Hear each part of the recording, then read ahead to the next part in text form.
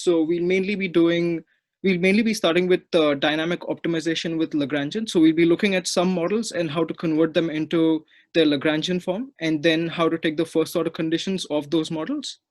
Then we'll be doing log linearization, which is an important skill to have when you're dealing with DSGE modeling. The next thing would be to take part in some Taylor series expansion. So the main method of log linearization is to use Taylor series expansion.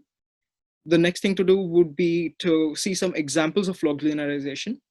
And after that, we'll be doing method of undetermined coefficients, which will take up the major part of this lecture.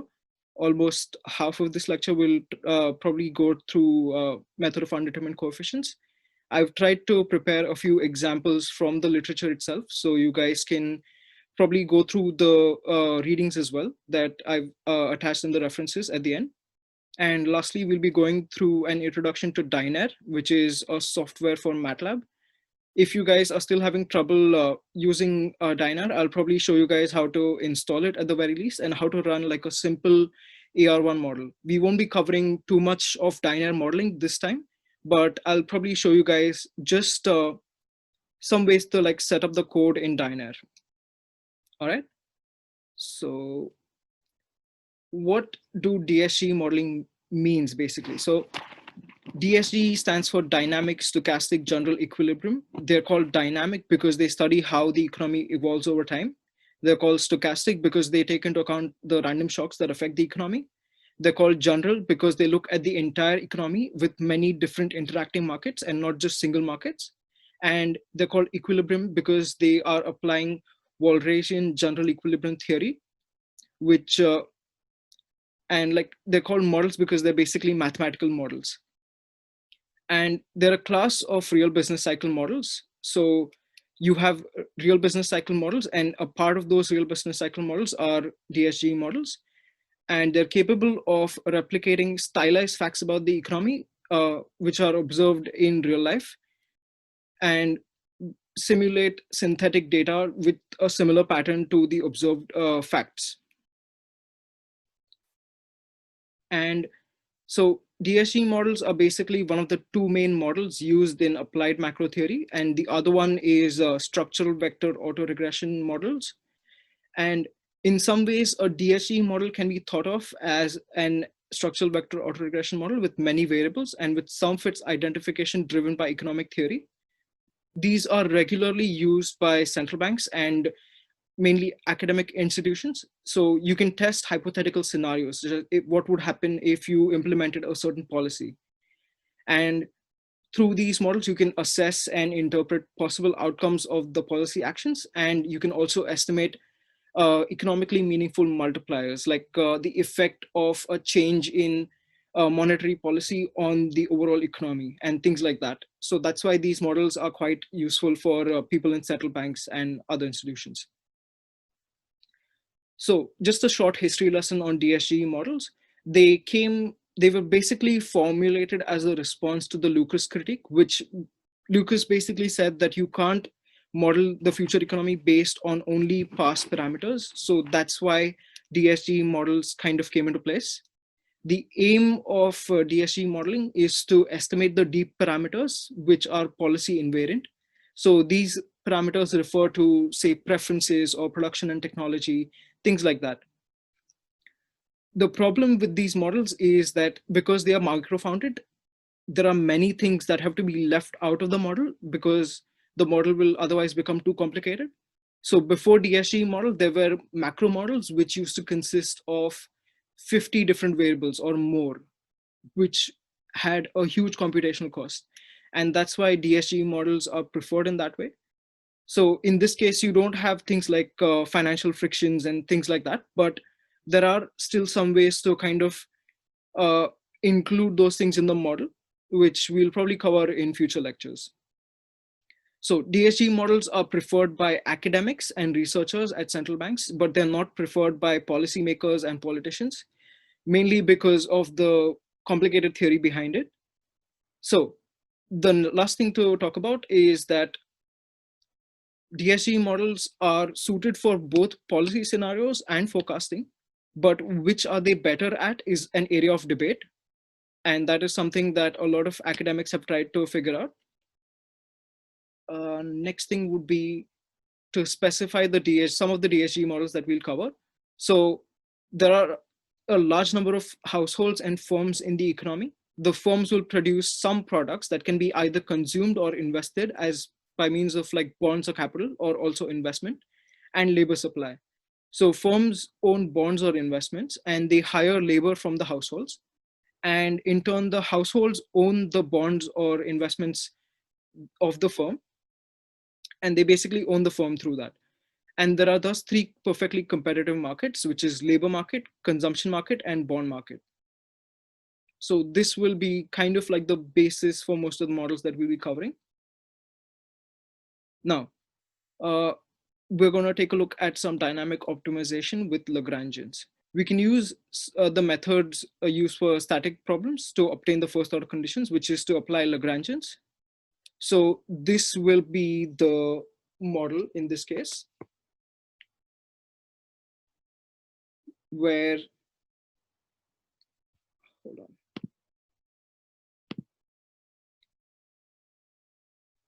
Where we have to maximize consumption. This is HT is the labor. Wait, I think I've made a mistake over here. I'll just edit that right now.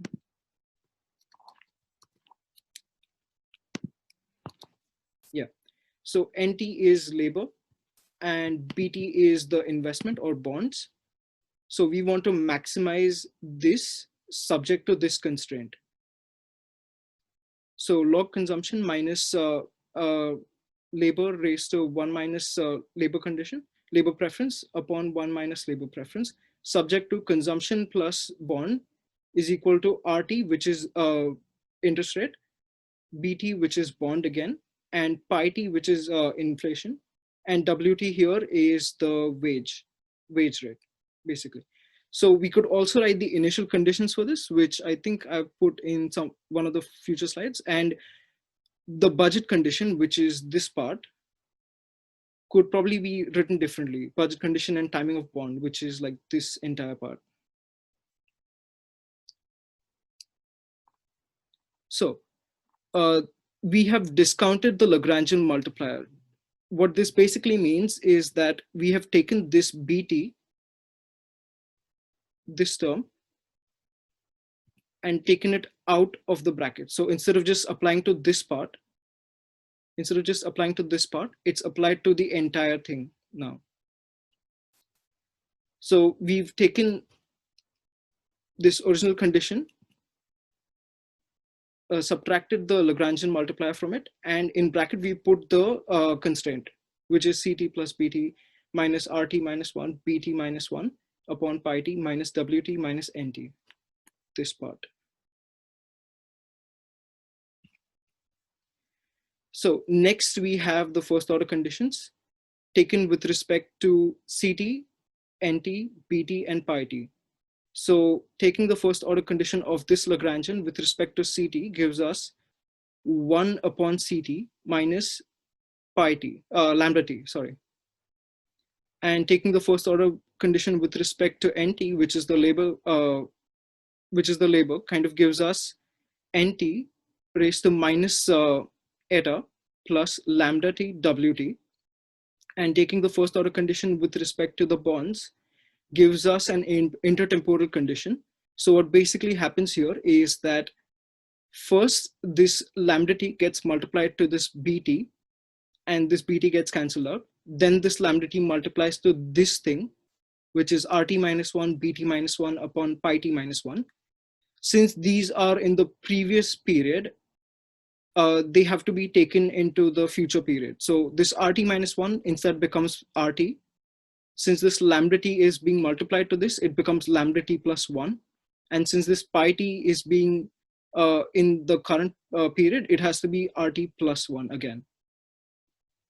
Now, what do you guys think would be the first order condition with respect to the Lagrangian multiplier, the lambda T?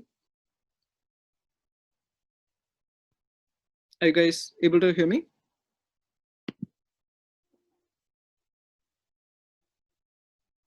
Hello? Anyone? It should be the budget, right? Yeah, it should be the constraint basically. So this Yes, part. constraint, right, Yeah. exactly.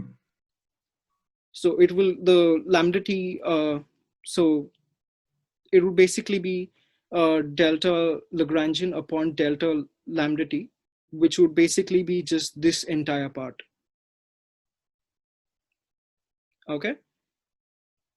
So next we include some uncertainty in the model, which basically means that we're adding an expectation terms to the model. So over here, the main difference between the previous model and this model is this thing, the E0. So what basically happens here is that, again, we take the current value Lagrangian by discounting the Lagrangian multiplier. So the BT, instead of just applying to this small part, applies to the entire function other than the E0. And then this basically becomes pretty much the same thing. So this is 1 upon Ct minus lambda t, nt raised to minus eta plus lambda t wt minus lambda t plus beta lambda t plus 1 rt upon pi t plus 1.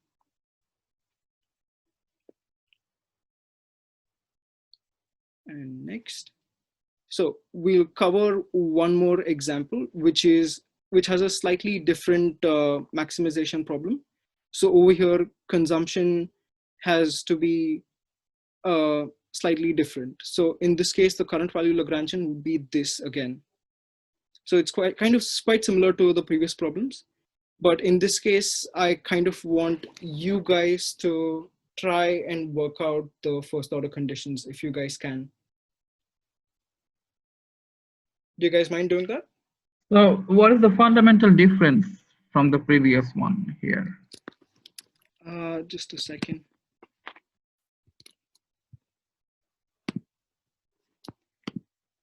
So the fundamental difference between these is that the expectation terms apply to the periods in the future. So wait, I think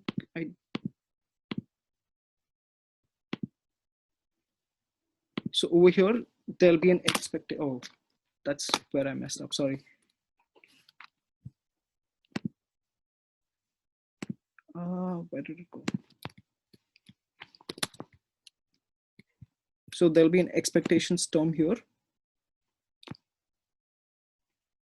Now I see where I made a mistake. Sorry, you guys. So the main difference will be this, that there's an expectations term for the things that are in the future, like the things that are not in the current period, basically. So that will be the main difference.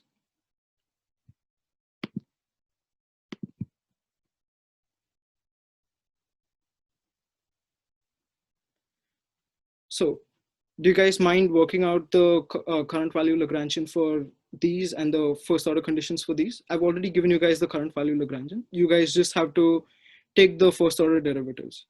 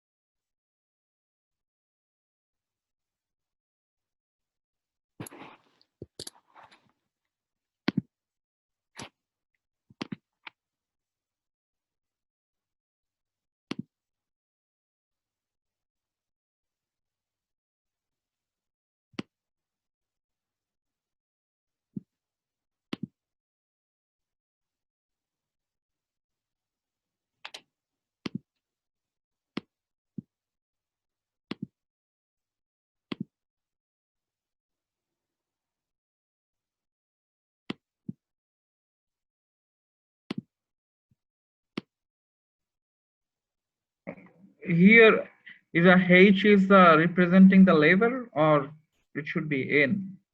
CT. Oh yeah, sorry.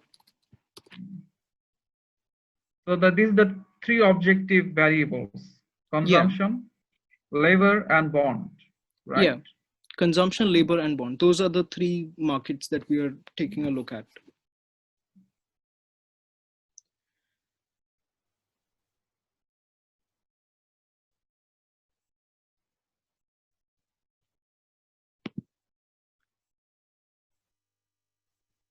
Are you guys able to work some of that out? Yeah, so the consumption function should be the function of income, discounting rate, and I think the combination of leisure and labor or something like that. Yeah. I mean, theoretically. Yeah. So not exactly theoretically, like we have the mathematical model here. So what we basically want to do is take the first order condition of it. So yeah, first order, it will be the CT 1 minus del, or what is it? I think it's Divided gamma. 1 minus del. Yeah. So what the basic difference would be is that CT raised to 1 minus gamma, and the rest of the model will be pretty similar to these two. So only the first order condition for consumption will change, and these two will remain the same.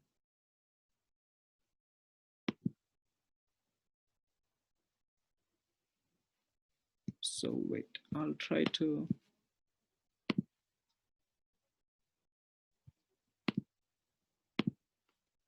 So basically,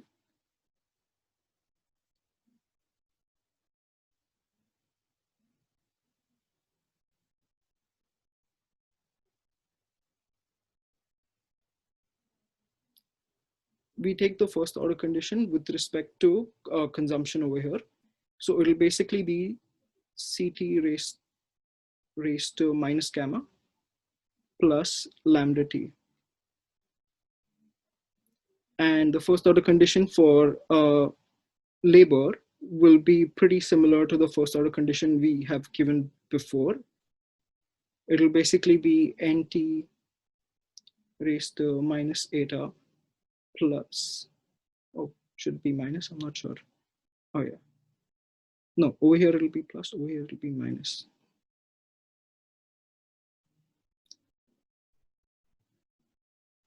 Lambda t wt. And the first order condition with respect to the bond or the capital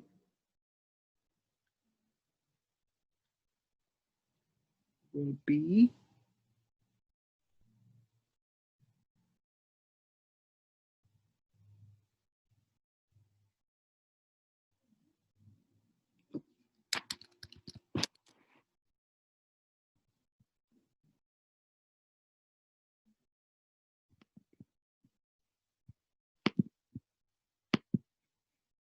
What is gamma here? Is it discounting rate or something like that? So one minus, yeah. The gamma is kind of the preference for consumption. So it'll kind of indicate how much of a preference people have to consumption compared to not consuming and instead saving.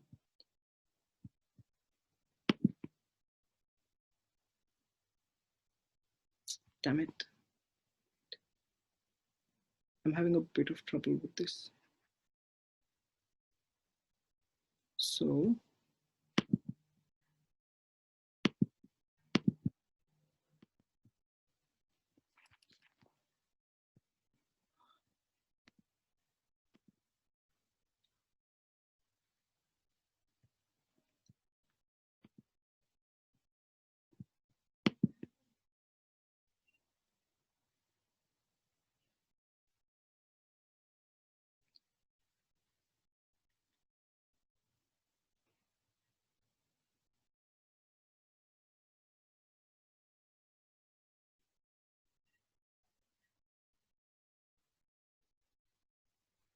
someone asked the question whether gamma is a marginal propensity to consume or not. Yeah, it's basically that. It's the preference that people put to consumption instead of not consuming. So it's basically the marginal propensity to consume.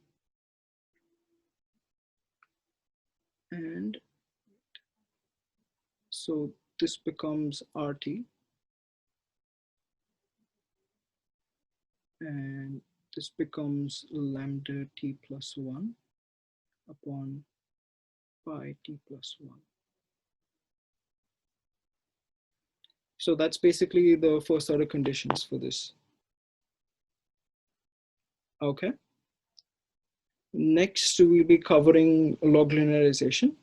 So this is a pretty important topic that I think you guys should cover. I've given a few more examples to log linearization in the references. And if you guys have some time, you guys should probably go through them, because so this is quite an important skill, because you need to linearize quite a lot of models while